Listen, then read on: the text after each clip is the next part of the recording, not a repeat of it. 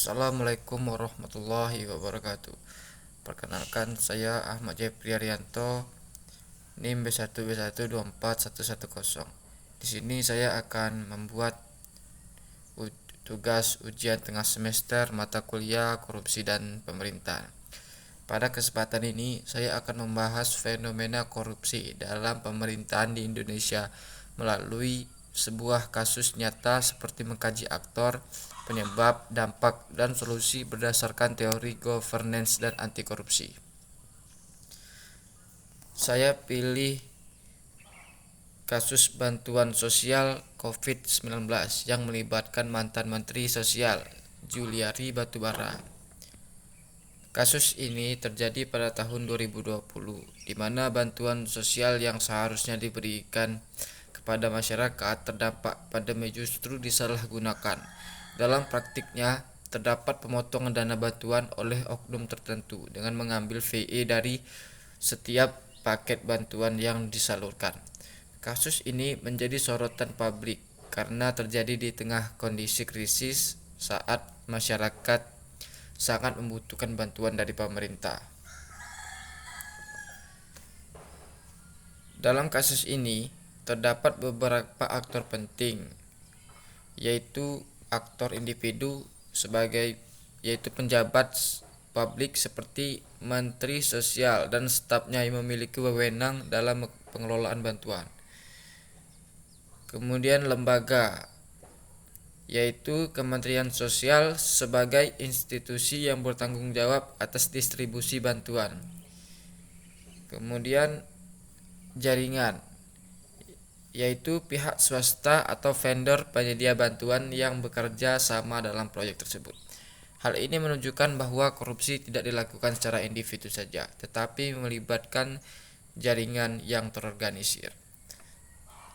Dalam kasus ini, ada beberapa analisis faktor penyebab korupsi, yaitu ada 3 faktor. Yang pertama, faktor struktural. Lemahnya sistem pengawasan dan transparansi dalam penyaluran bantuan sosial membuka peluang terjadinya penyimpangan. Kemudian, faktor kultural.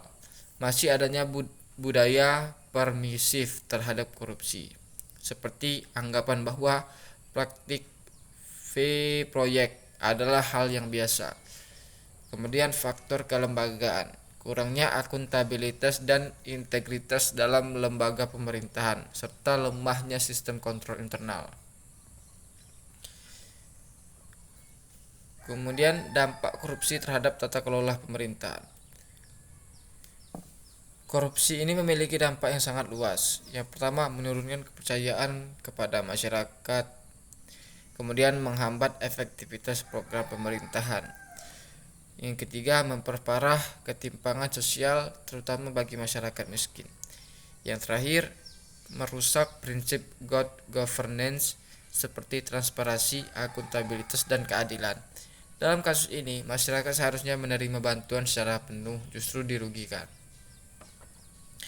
Kemudian bagaimana solusinya dan rekomendasi atas kasus ini? Berdasarkan teori governance dan anti korupsi, beberapa solusi dapat dilakukan. Yang pertama, meningkatkan transparansi. Penggunaan sistem digital dapat didistribusikan bantuan agar dapat dipantau secara real time oleh publik. Kemudian, memperkuat pengawasan, melibatkan lembaga independen serta masyarakat dalam proses pengawasan. Kemudian, reformasi kelembagaan, meningkatkan integritas aparatur melalui pendidikan anti korupsi dan sistem rekrutmen yang transparan. Selanjutnya, penegakan hukum yang tegas, memberikan sanksi yang berat bagi pelaku korupsi agar menimbulkan efek jera.